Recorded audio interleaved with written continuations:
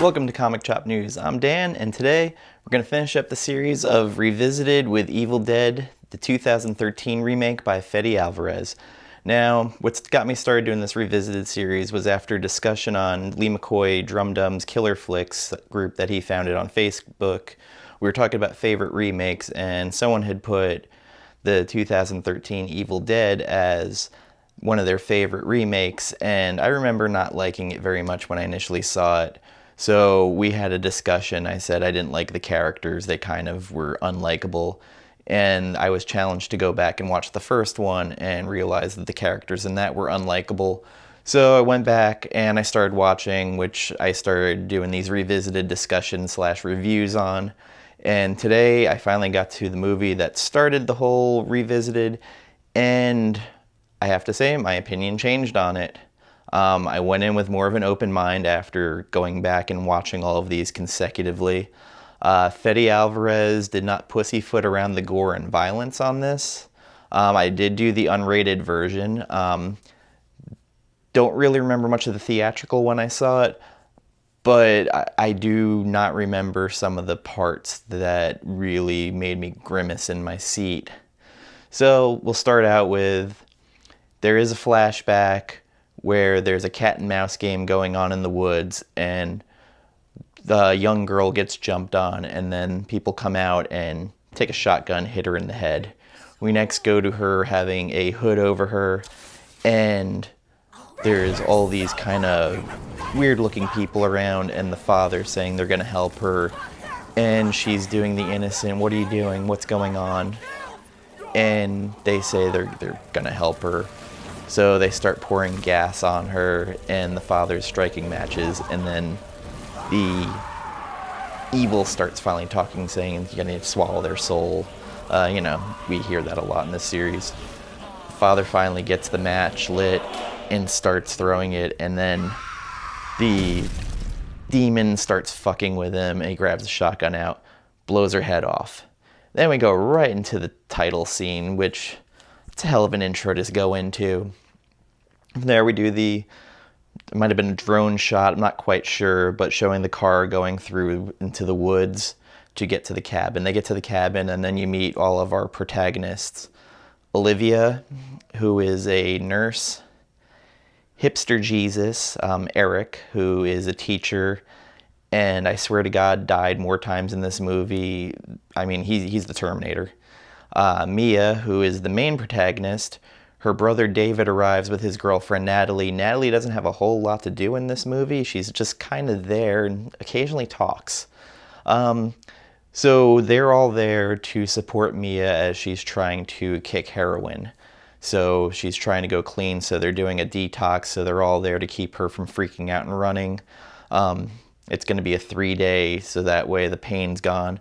And David, who disappeared and kind of abandoned his family in need, they all have issues with, and he just finds out now that Mia had OD'd and was dead for, I forget how long they said. So there's animosity already between the group, and I might have missed it the first time of why everybody was just assholes to each other. So that does clear up a lot of what's going on. So this cabin they're at is also the same cabin that earlier we saw the burning and the shotgun and everything. So as Mia's in there, she keeps commenting about the smell. It smells like blood, it smells like death. And she's freaking out, and she's also going through withdrawals. So as she's screaming in the night, the dog Grandpa comes in, and he starts scratching at where they find, of course, like in the original, the hatch to the basement. And inside there, they find all this blood everywhere. I mean, it's gross. It does actually smell. And Hipster Jesus happens to find this bag. So, of course, he has to open it, and he's reading it. While he's doing that, Mia's out in the rain. She's still freaking out.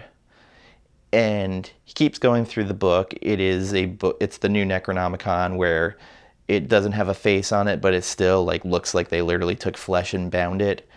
So he's reading it, has all the different languages, and it constantly on each page, do not read, do not write it, do not anything, summon evil, bitch, this, that. So, of course, he has to take out paper and start making a rubbing and reading the fucking words. So, when we look back, Hipster Jesus caused everything, Eric. So he does this, the evil comes and starts going through the woods, kind of like the old stuff. And Mia's out there, and again, she's freaking out. She sees the spirit out in the woods. And she runs in. She's asking for the keys, then take her home. They've all agreed they're not going to abandon her and let her run off. David also agrees they're not going to do it, so she takes the keys and runs off and is freaking out in the car and ends up running off the road into a ditch of water. She gets out, and the evil's after her again. She starts running into the woods, and then we have yet again another homage, I guess, to what happened in the original and in part 2, where the branches come out and grab her. They hold her prisoner, and then the evil spirit, the abomination, comes out and pukes this... I'm not even sure what it is, but it crawls up her leg, and you kind of figure out where it entered. So there's a little bit of that again. So Mia comes back, and she is just catatonic, and everybody's trying to kind of figure out what's going on. In the meantime, David goes out looking for his dog Grandpa, only to find the dog dead. And he sees a hammer near it with blood and starts to put 2 and 2 that Mia might have killed it. He's banging on the door. She's in the shower and cranks up the heat so much that it's scalding her skin. She has 2nd and 3rd degree burns. And they try to take her to the hospital, only to find that, much like the first 2, that the road's washed away. No bridge curled up, but the road's gone. So Mia ends up coming out, shooting a hole through the door, and then screaming, the usual, join us, we'll swallow your soul, blah, blah, blah, and then pukes on Olivia's face. Olivia's freaked out, trying to get more trank. They've locked Mia in the basement at this point. And as Olivia is in there, she starts carving her face up. She's been possessed. And Hipster Jesus walks in, finds her with a piece of glass from the mirror, cutting her face open. And as he's backing up, he slips on one of her body pieces and hits his head. Well, not even his head. He does hit it. He hits his body on the toilet. And she gets up and starts stabbing him with the hypodermic needle repeatedly. Part of it goes in his eye, and there is a kind of gross scene where he's pulling the piece of the needle out of underneath his eye. He ends up beating her to death with a piece of the toilet. Freaked out yet again. He lives. He should have died at least twice here. This is going to continue on. So they're all still freaking out. Eric kind of starts telling David that he might have read the book and caused this witchcraft evil to come out, and they start talking about it. Natalie, for some ungodly reason, goes down into the basement, and in the uncut version, oh boy, Mia's saying kiss her, starts saying horrible stuff about her, or bites her hand. Natalie ends up getting out, and David and Eric go back to doing their discussion about what to do. And as it's happening, Natalie's hand from where she was bit, it starts creeping, corrupting up, and kind of like Evil Dead 2. But in this time, instead of a chainsaw, she uses one of those electric carvers that you'd have for Thanksgiving dinner and cuts her arm off. They hear her screaming and they walk out, and her arm is just popped off as they're doing it.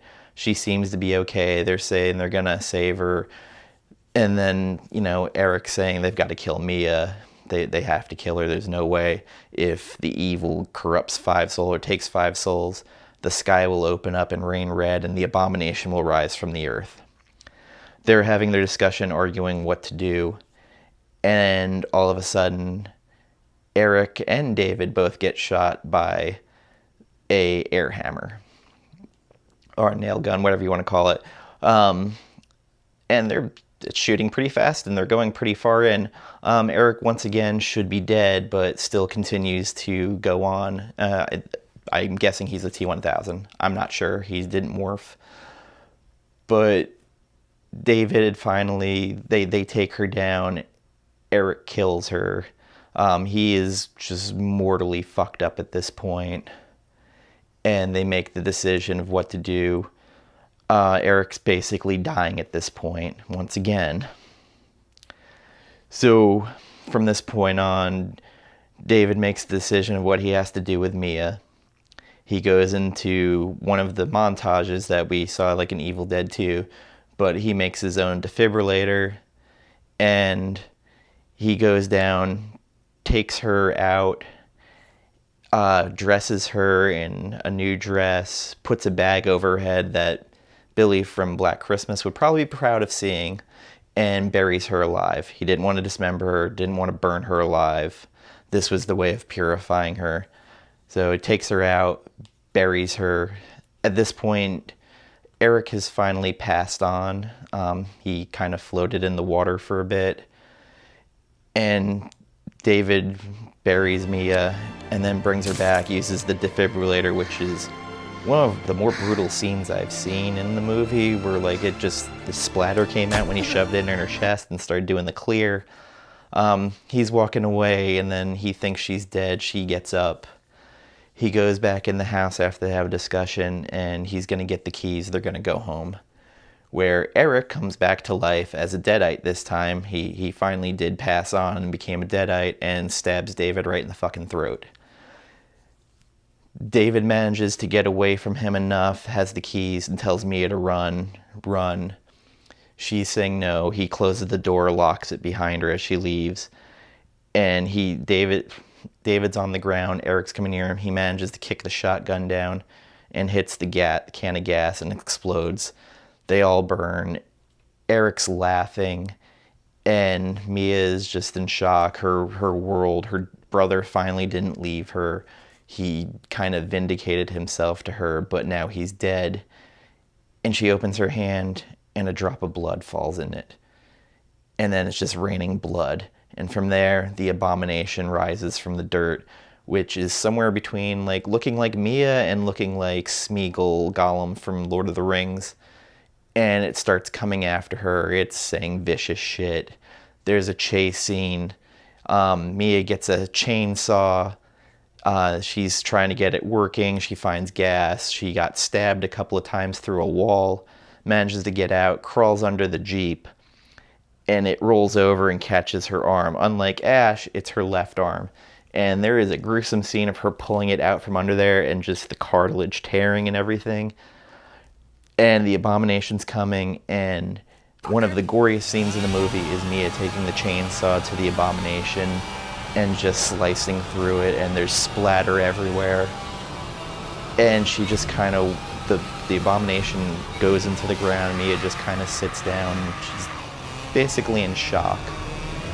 The movie ends from there. There is 2 credit scenes, one's mid and one's after credit. The mid-credit scene is her walking down the road and getting picked up by a stranger trying to help her, and puts her in the back, and she's kind of unconscious, and all of a sudden her eyes pop open. And you're left kind of guessing what the hell that's supposed to mean. And then the after credit scene, there's a profile image and you see a familiar chin, older gentleman, and he says groovy. And from there, that is the final part of it. I felt like that could have been a great crossover with her and Ash meeting and putting that series on. I mean, we did get Ash versus the Evil Dead, but kind of this time I saw it, there was a part of me that felt for Mia, and maybe seeing them explain how these 2 different things happened to these people would have been kind of fantastic. Is it just going to be a repeating circumstance that's going to keep happening over and over with people finding this book in the same place? I definitely enjoyed the movie a lot more. I really think it's because I lionized the first version of it, and I might have been just prejudiced because Bruce Campbell, as far as I knew, wasn't it. I didn't even stay long enough at the movie when I saw it to see any of the after credit scenes, because in a horror movie you don't normally get those. But definitely my opinion has changed greatly on it. I still think some of the characters are reprehensible, but now I understand more of why they didn't get along and were kind of assholes to each other. Definitely, I actually enjoyed this way more than the first Evil Dead. I just wish it didn't take me so long to gain this appreciation, because I've been kind of shitting on this movie for a while. But hey, kudos to the guy in Killer Flicks who set me right. It made me go back and watch it. So anyway, I just want to thank you all for sharing your time with me.